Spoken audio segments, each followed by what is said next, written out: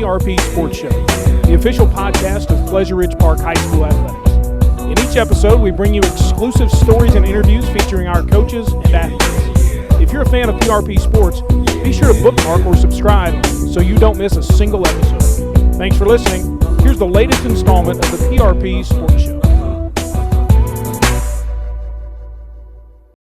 Hey, good afternoon from PRP High School. Today we're going to do a podcast with our two great basketball coaches from the boys and the girls team. I'm Tom Wampler, the soccer coach here at PRP, and I'm with Nick Waddell, who is our athletic director, and he'll be interviewing the coaches along with me. We'd like to welcome Coach Kihnley and Coach Black, and let's start with Coach Kihnley. You want to talk about your coaching staff and how you put it together and how long you guys have been together? Well, the coaching staff, the main two are myself and Coach Baxter. We've been together for 40 years. The first year that I became an assistant here, started working here, Mike was a senior, and we were just very close. When he finished playing, I asked him to come help with the JVs, which quickly turned into helping with the varsity. And we've been together ever since. When Dale left and I became the coach, honestly, it was because of Mike. And so we were the basis of it. Timmy Hood has been with us quite a while. And Timmy's filled many roles and done a great job with everything he's done. Then we added Andrew Chonko. Even when Dale was here, we added him to help out with the program. And then, the Smith brothers came aboard, Jovel and Jovan, and they've been just outstanding. They're two great young men, great role models. They work their tail off. They do anything that I ask, and I think that's really important in a coach, that you're not caught up in titles or roles. It's just whatever I can do to help. And that's kind of what we based our staff on. And then we even added one of their other brother, which is Jalen, and he helps Timmy with the freshman teams, helps us with the varsity. And so those three young men have been just a great addition to our program. That's great. Coach Black, you want to talk about your coaching staff and how long you guys have been together? Oh, okay. Yeah, my coaching staff's been together 3 years. I started off here 5 years ago under the leadership of Coach Pritchard.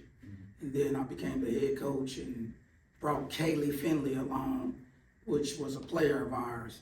And she's been a great person. So she's been with me 4 years. And then we brought Coach Sutton along, who was a great asset. Also, we have Anitha Smith, who's not here with us today physically, but she helps me with all my logistics stuff and watching film and breaking down. So me and her talk just about every day. This year we added Nate Romero, which is a blessing because he gets to practice with our girls and it helps our girls get better. Because we got a guy and Coach Sutton, they both practice with our girls and it gives us an advantage when we play against girls because we got some young men helping us out. Sure, and that's kind of dovetail into how's the season going for you guys so far? Coach Black, we'll start with you.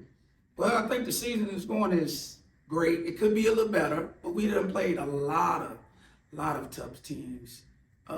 Played a team down in Florida, was ranked 10th in the state. Played them pretty good. They had 6 Division I players on their team, and we played them pretty good. And we done played Manual, of course, twice. We done played North Bullitt, which was supposed to be the top 3 in our region. We beat them. So I think it's going good. We beat Male for the second time this year. Well, that's fantastic. Beat them last year, and then we beat them this year. So I think the program is headed upwards. Sounds like it. We beat Holy Cross for the, 12th time in a row? Yes. It's always good to be here the last 12 times. I was going to say that for the The girls back there. I'm not going to have to bring it up. Yeah, I was going to say that for, when we beat them in the championship when it really, really counts. Yeah, it's anytime we can beat them, or anybody along Dixie Highway is a good thing. Coach Kihnley, what about you? How's your season going? I think, all things considered, we lost 9 seniors. We didn't return anyone who started or really had any experience. Our leading returning score averaged 2.5 a game. We returned 6 points as a team. I think it's the most inexperienced team, honestly, that I've ever, in 41 years, seen in Jefferson County. But they're a great group of young men. Right now we're 11-11. We've played really well. We've grown a lot. We've learned a lot. And on the plus side, we've only got 2 seniors, so everyone will be back next year. Every experience and every lump we've taken along the way and every bump we've had, I think it's just making us stronger for the postseason and also for next year. I really feel like we've got a great group of kids. And I think we're gonna, I'd like to be able to make a run here coming up, and I feel like we will. We played really well the other night against a very good Holy Cross team. And, had a shot at winning the game. A couple of things went here or there. Kid they had made a great play at the end. I feel like though we're right where we want to be. We're getting there for the postseason. That's fantastic. Let's kind of segue into, maybe you guys could talk about some of your top players and some players that maybe when they first came out, they really surprised you how they've grown this season.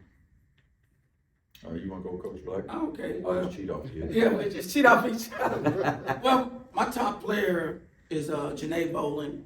She's been playing pretty good this year. I wish she could play better. And my most surprising player to me this year is Tanaya Weathers. She didn't get to play last year. She broke a collarbone, so she missed a whole year. Oh, Lord. And she has been a tremendous rebounder, passer, defender.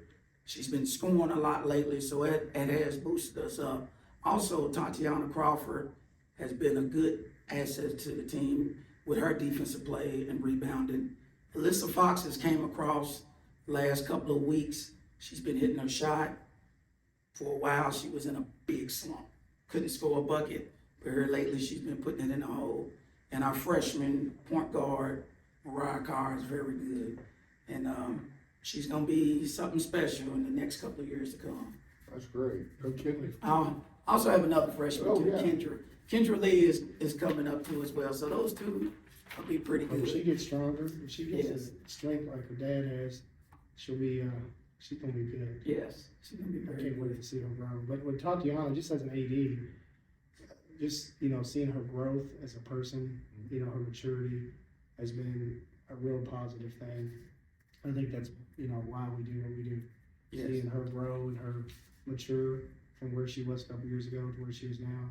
So, it's great to see that. So I'm very proud of her. That's great. Coach Kihnley, what about on the boys' side?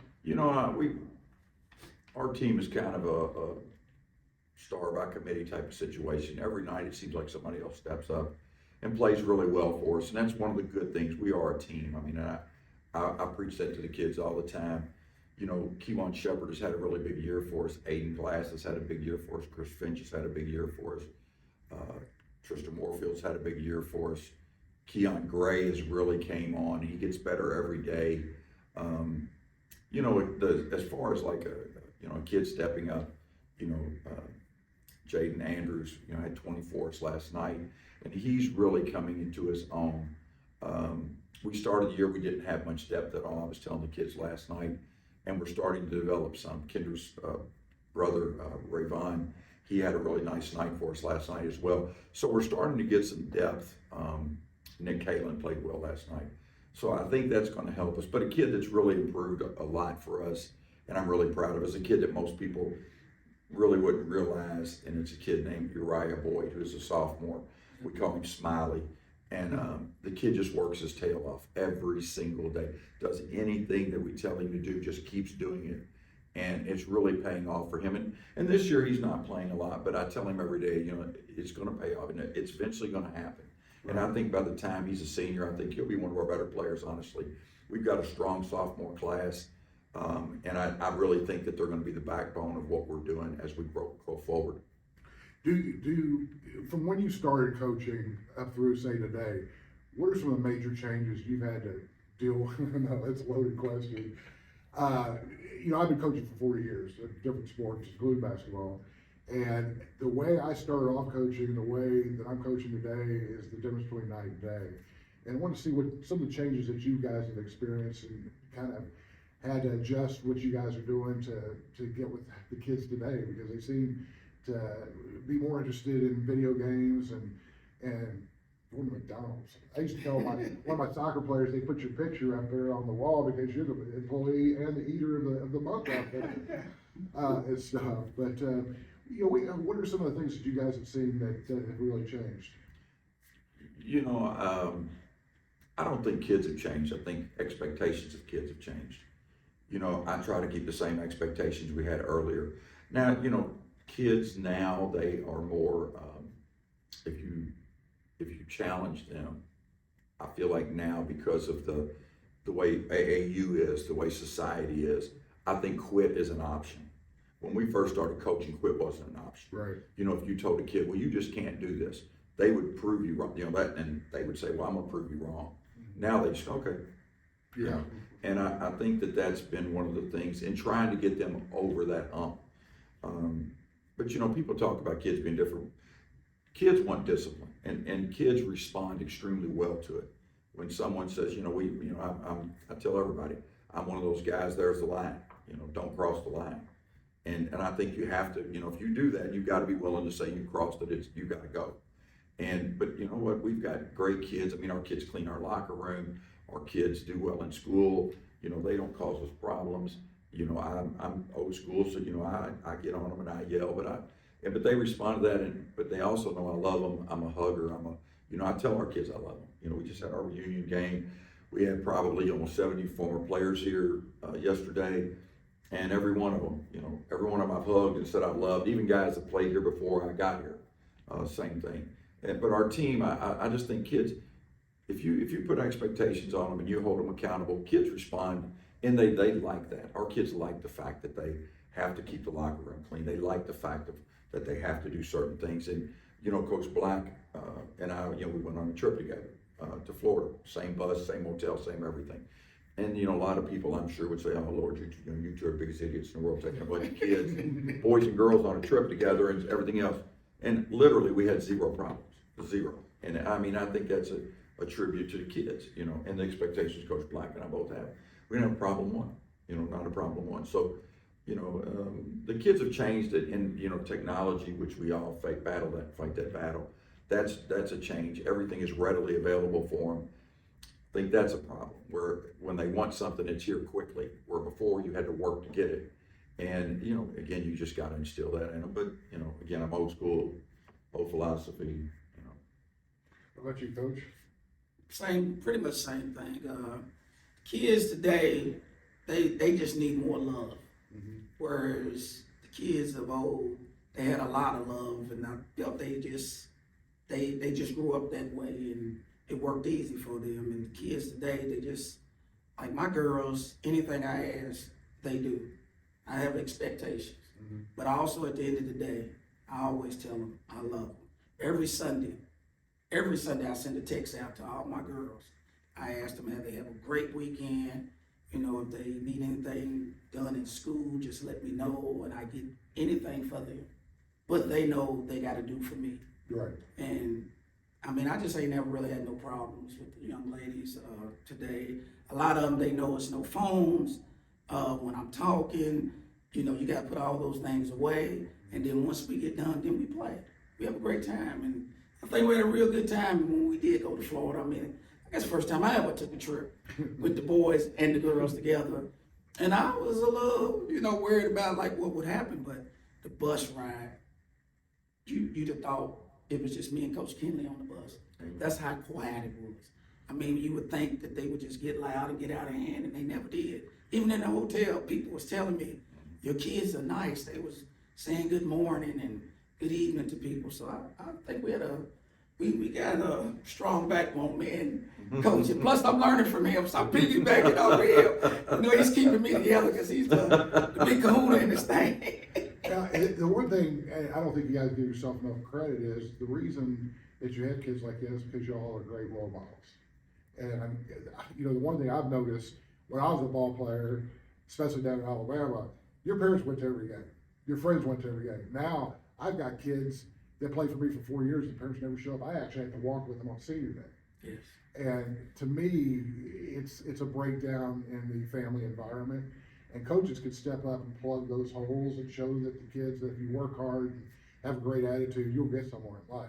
Yes. And I think, you know, the good coaches are the ones that do that and do the extra things.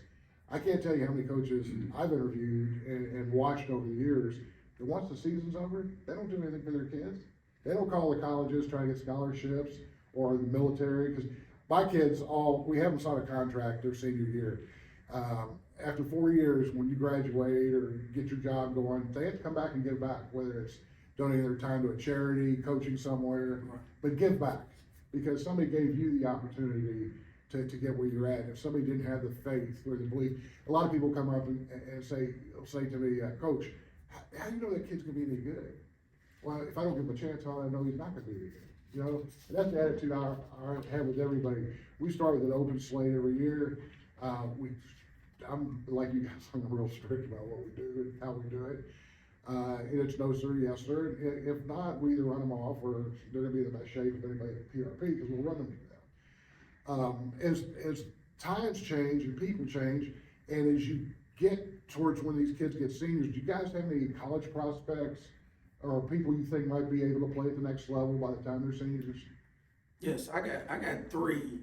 I got Janae, Tanaya, and Alyssa. All three of those are getting looked at by colleges right now. And matter of fact, in about a week, I'm gonna have to take Tanaya and Alyssa down to visit a school. So Oh, great. got a school visit scheduled for them. I'm on the phone sending out all kind of emails to all these coaches, you know, trying to get, and I think got 3 or 4 that's gonna be coming up soon. So I'm proud of what we have accomplished, because it's not me, it's us as a unit accomplishing this together. So far, since I've been here, we have put multiple young ladies in college and played college basketball. And it's just a great feeling, they all come back. And Yeah.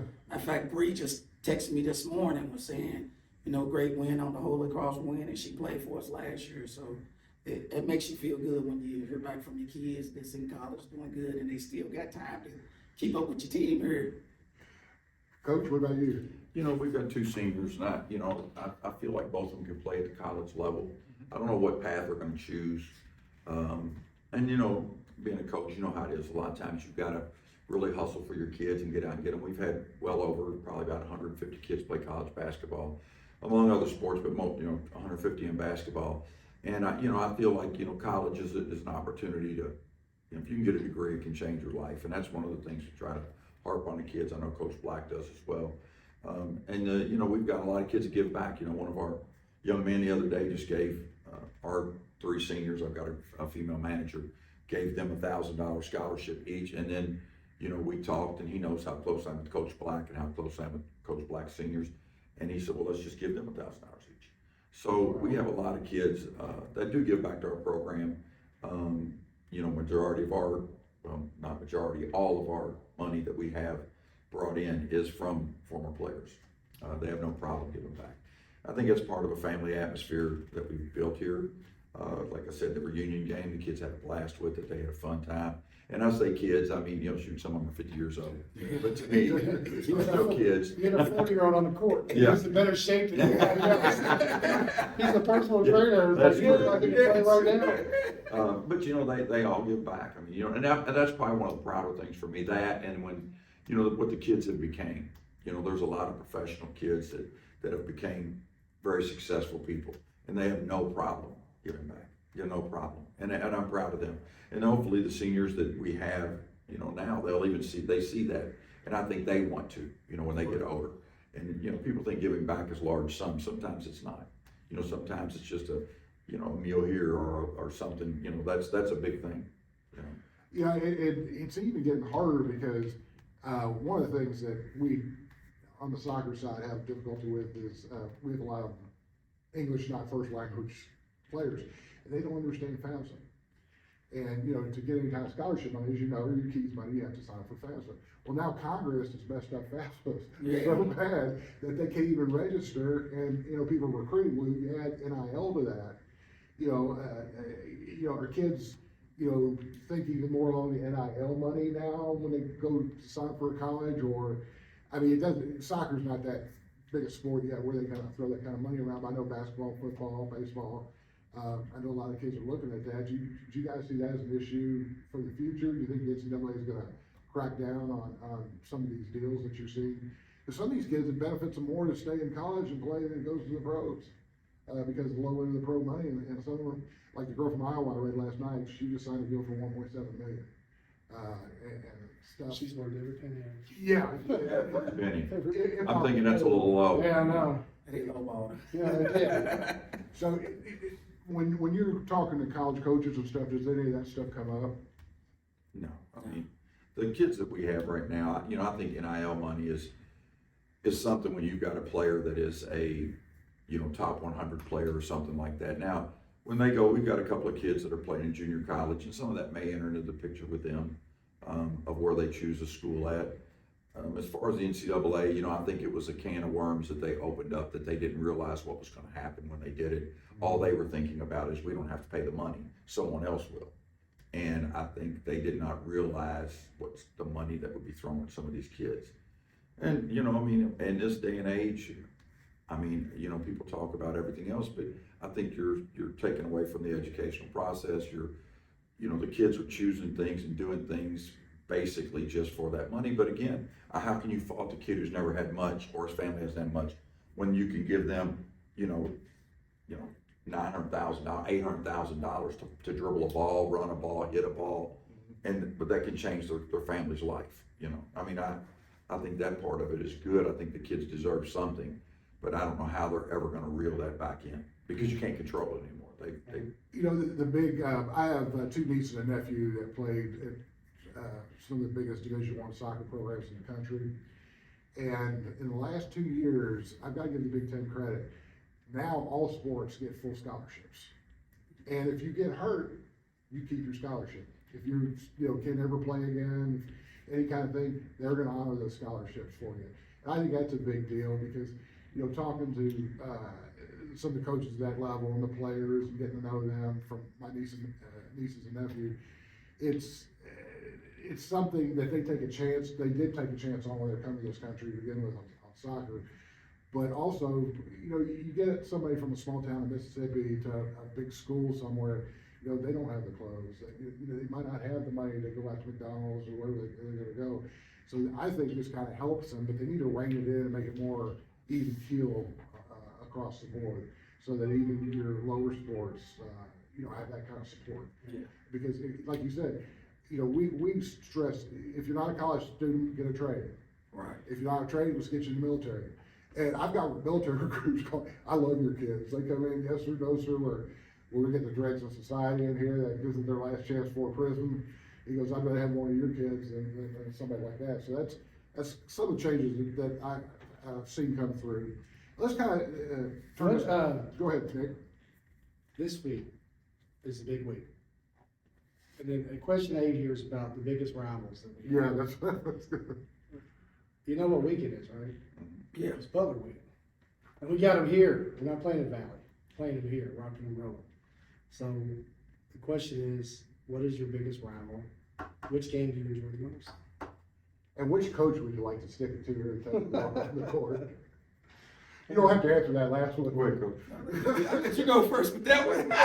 You've been here longer than me. I mean, you know, the rivalries, and I don't mean this to sound whatever, but you know, like a lot of times, whenever we play, that's someone's biggest game. You know, someone beat us this year, they hadn't beaten us, and they, you know, and they put it on social media like 4 or 5 times, you know, and I mean, so that's their biggest rival, I guess. So we're a lot of people's biggest rival. You know, talking about Butler, Coach Gary is the coach down there. Super human being, great guy.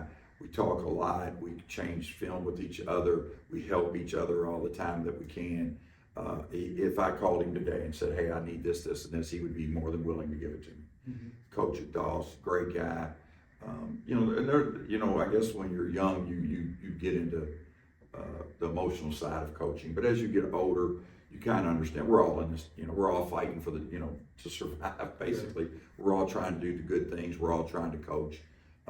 So I kind of look at it that way. You know, I mean, I don't really, beating somebody is not a, you know, it's not a really big thing as far as a personal thing. I mean, I'm a very competitive person, probably more so than I should be at times. So I want to win every game. I don't care who it is. I mean, I go out with the same mindset, the same everything. You know, so I mean, playing Butler here, I think I like the fact that it's at Butler and at PRP. Right. I just think it, you know, it'll be sold out. It'll be crowded. A lot of kids in this day and age don't get to play in an environment like that. I think it'll really be fun. It's for them. It's for us. The game really, I mean, we're not in the same district or anything like that, so it really has no meaning other than the fact that it's a win or a loss. But yeah, I mean, it's fun, and I just love the opportunity to compete. You know, like I said, Coach Gary does a great job. He'll have his kids ready to go. He'll you know, break down film the same as we do, and we'll all know what each other does. and it'll be fun to play. You know. Great, Coach. Yeah, I think Butler rivalry is a good rivalry, but I'm probably got rivalries with everybody because I'm friends with a lot of the coaches. So like when I play Manuel, me and Manuel's Coach AB, we real good friends. After we play, she'll send me all kind of film. Anything I need, anything she needs me there. I probably would have a rivalry with Central because me and Deshaun is real close, and plus he graduated from here, so it's a lot personal to him because he graduated from here, and I used to coach at Central at one time, so that's a good rivalry. Holy Cross probably would be my biggest rivalry to me since I've been here, because beating them to win the district is more than anything to me. So I've been here since 2017, and we lost to them one year, and we came in second place in the district, and it hurt. It hurt real bad. So I felt that as long as we do that, we good. Right. And we've been doing it for the last several years. So hopefully we can keep that tradition going. And most of the players on Butler's girls, it'll be a good game. I think it'll be a good game this year. Well, they all know each other. And they all know each other. Of course, some of them could have went here, but they chose to go to Butler. So they get to see who's gonna pull this out. That's a new coach over there this year. I've been here a couple of years, and I still think we got a chance to win. So we just see what happens, and the atmosphere is gonna be great. I'd rather see it played in our home instead of playing it somewhere else. Yeah. You know, when we used to play it at Valley, it's not knocking it, but it didn't feel like a home game. Right. It felt like a away game, even though we was wearing home colors. Yeah. Now it's gonna feel like a real home game, and it's gonna be jumping in there. Oh, it's gonna be electric. Oh man, everybody's gonna be happy, and may the best team wins. Yeah. Now, are y'all playing the same day, or are they back? Most definitely. Oh, okay. Most definitely. Girls at 6, boys at 7. Because I didn't know if they had JV games going too. That's Thursday. That's their. So we'll play JV Thursday at Butler. So I we tell go. people all the time about rivalries in basketball. When I was a kid, Valley was a rival, Doss was a rival, Ferdo was a rival. Then it became Butler. But it's always been PRP, the team to beat in the region, in this region. You know, we won 14 region titles. The boys we dominated. The girls have now dominated the district, and their next step is the regional. And I think that's going to happen here soon. But if it was me, every team we play would be a rival because we make a whole bunch more money. So I'm trying to create more rivals. Don't think I'm not. And so some schools don't want that rivalry, but it brings in a lot more money. I know that.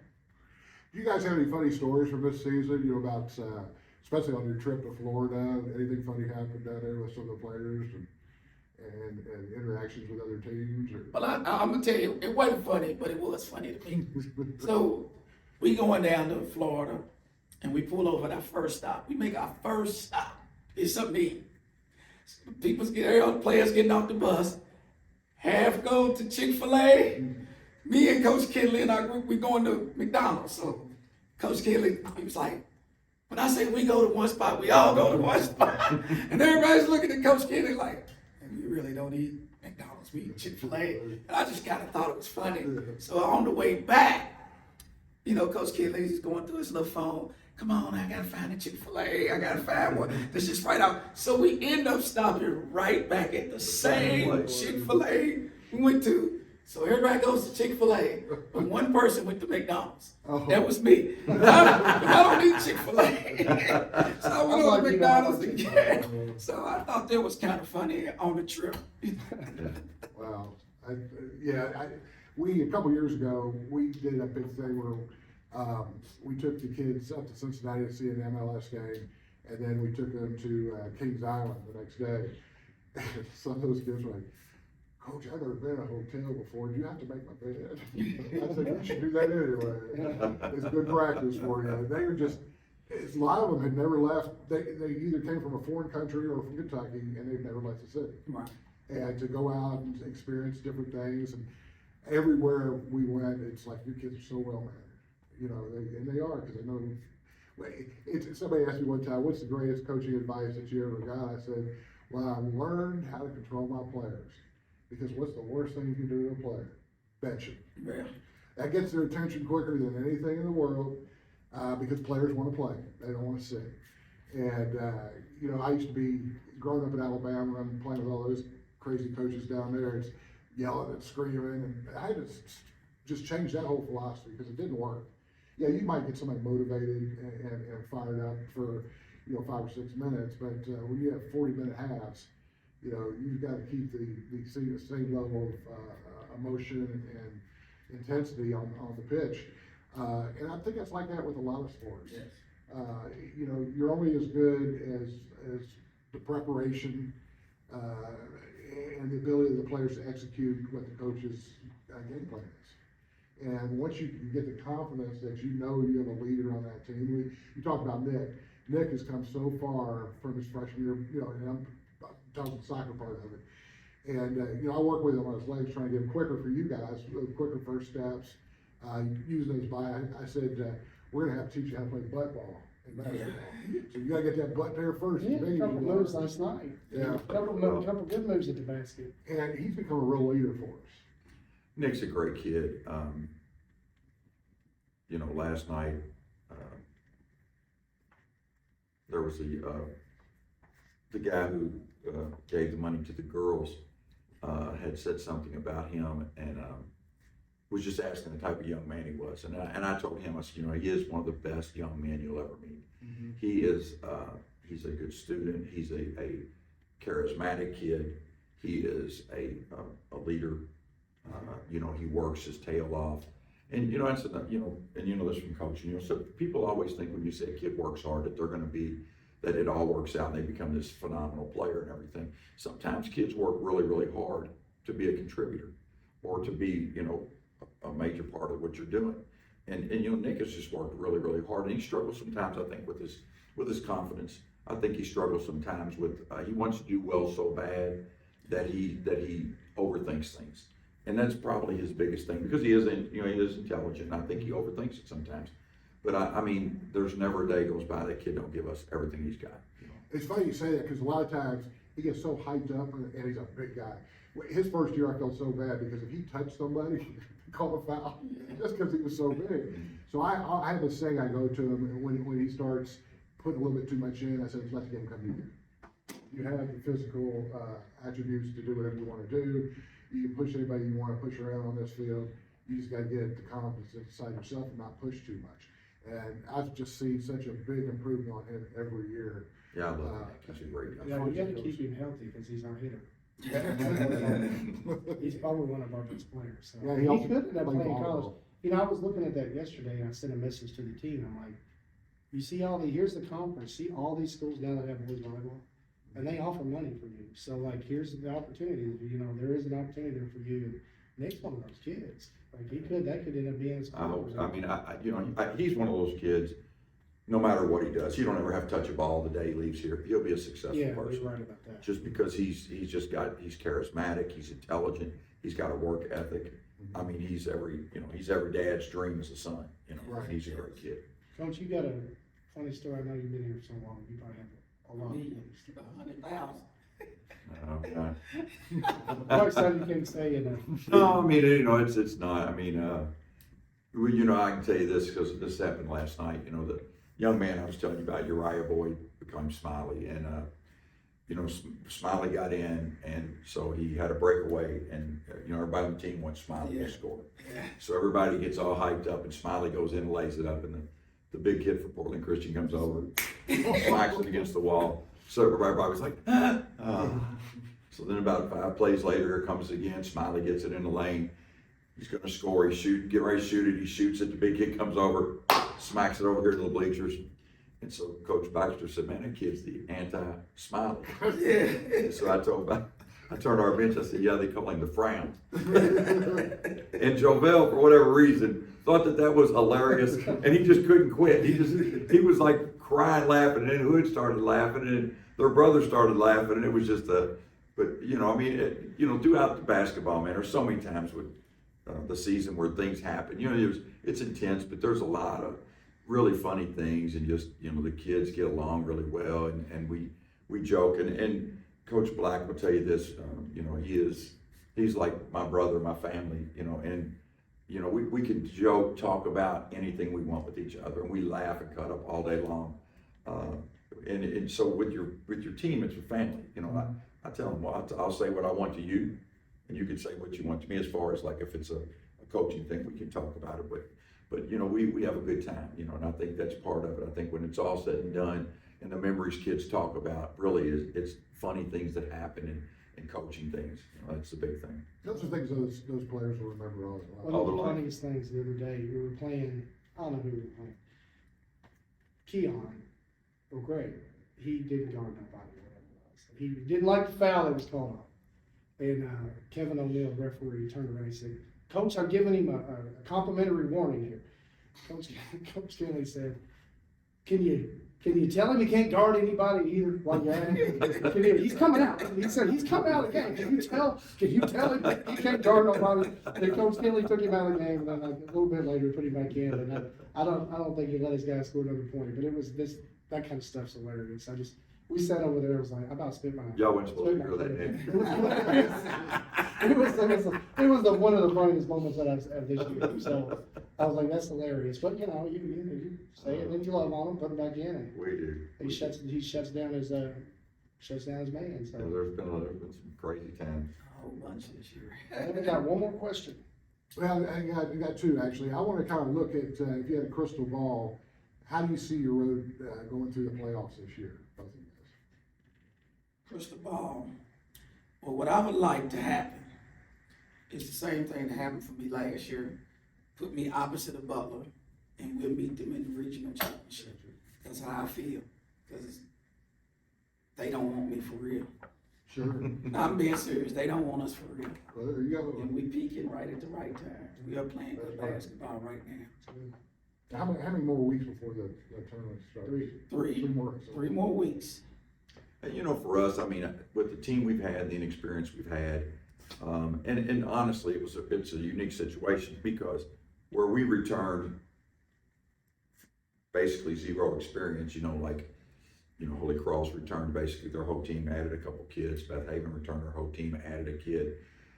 Fairdale has a lot of, you know, kids, but they had the whole team back basically, and they have some fifth-year kids from the COVID holdback. And in the region, you know, Evangel's really strong, DeSales is really strong. They've added some people. And so, you know, where they had everybody back, we didn't. Mm-hmm. So, you know, for us, I mean, I feel like we're playing really well. I think we're playing good. I think Holy Cross is a really, really good team. We had an opportunity right there. You know, it could have went either way. And, you know, they were the ones that, you know, like I said, they've got a kid. He made a really good play, big play down the stretch. And their coach does a great job. He's a great, great young coach. And, you know, so to get out of the district, I mean, you know, we've got to play, you know, some guys that are, but I think right now, you know, crystal ball wise, I mean, you know, if you're saying what I hope, you know, I hope we can get through the first game, get to the championship game, see what happens, get to the region. And when you get regional time, you know, anything can happen. Right. And we've got the ability. I mean, our younger kids are stepping up. Our bench is stepping up. We're starting to shoot the ball really well. We're starting to get it. You know, our depth is there. We've had preseason. We had some injuries. We had a lot of things going on. And so, you know, I mean, I feel like we're as good as anybody. You know, we're as good as anybody. Now, in the front seat, I think Fairdale, Evangel, and DeSales are the three strongest teams. But, you know, Butler's right there. You know, Butler's beaten some people, and I think they've beaten Fairdale. Fairdale's beaten them once. So, I mean, I think it's kind of an open region, you know. It'll probably come down to those three. But, you know, if we can slip in there and sneak in and maybe make a little bit of a run, it'd be great. It would be a great experience for this group for next year, you know. Sure. Nick, you want to hit them on the philosophy? Would you discuss your coaching philosophy and how you implemented your philosophy? Go ahead, Coach. I'm going to cheat off you. Really? Really? I'm cheating off you. I'm learning from you. You know, I mean, my coaching philosophy, I think, you know, I think it's been formed over many, many years. The people that I admired growing up in high school was a guy named Danny Haney, who used to be at Lexington Catholic, who's he's down in Florida now. Bobby Keith, who was at Clay County, Alan Hatcher. Those are three guys that I think that when Mike and I were young, we watched constantly. You know, our philosophy has never really changed as far as we like to pressure, we like to guard. This year we haven't been able to extend as much as we have been in the past. But, you know, my main goal is, and I feel like anyone, I would hope anyone that knows this would know this. My main goal would be that I want the kids to be, you know, I want them to have a great experience. I want them to feel like they've been a part of a family. I want them to get along. I think one thing that people don't do enough of right now is build a team. You know, I think that people, they try to get good players and everything. I think watching a kid grow and develop, and that's why I've talked about Uriah and Nick and those guys, and Jaden. I just like watching the confidence grow and then watch them grow as an individual. And I think that's a lot of it. But that family atmosphere is really big. Sure, really a big thing.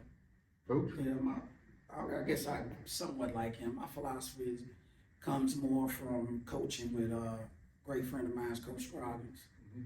And he always taught us to be as one, family oriented first.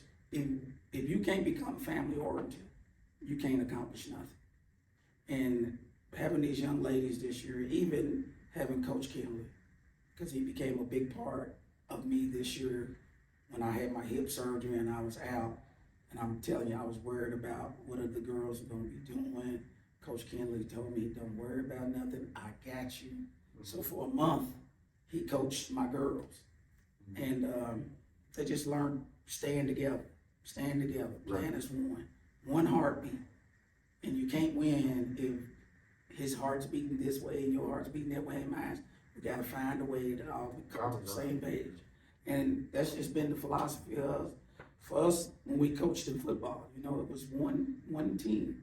It's no individual. And I think we have a person that you wouldn't know it because she never talks about it. You know, nobody never says they're the best person on the team. There's other people who says that they all feel they equal. Right. You know, sometimes I get mad maybe because I feel maybe you should have took this shot or you should have did this, but they'll pass it. And it comes out right most of the time, so I can't be mad. So they finally learning how to become one. And they like each other.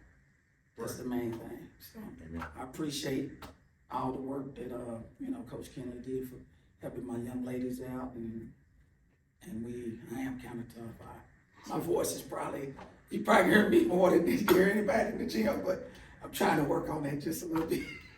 Yeah, in soccer, I've learned how to throw my voice so that the other coach gets the cards whenever something doesn't go our way, which is just a whole different sport there. Nick, do you have anything else that you like to do? No, I just appreciate the work you guys are doing. Appreciate everything you're doing for the kids. I tell people all the time, if you don't like it at PRP, I will do whatever I can to let you go somewhere else, because I know that there's no place that treats their kids better than PRP. And if you can guarantee one thing, that if your kid is in one of our programs here, particularly basketball, they're going to be treated well. And I appreciate that. And the Butler game is Thursday? Friday night. Friday night. So we Prime want to time. try to get as many people out there to Right. support the. Tickets are limited. Yeah, you want to get the tickets early. You want to get out there early to support the teams. I'm Coach Tom Whopper with AD Nick Waddell. We'd like to thank Coach Kihnley and Coach Black for your time today, especially on a Sunday. And we look forward to great things coming from the basketball programs and the great kids that you have. Thank you, and to our listeners, we'll be back soon with another podcast about PRP athletics. Have a great afternoon. Amen. Amen. Thanks, guys. Thank you. Appreciate it. Thanks again for listening to the PRP Sports Show. For daily updates and schedules, search PRP Athletics on Facebook, Twitter, and Instagram. Until next time, go Ridge.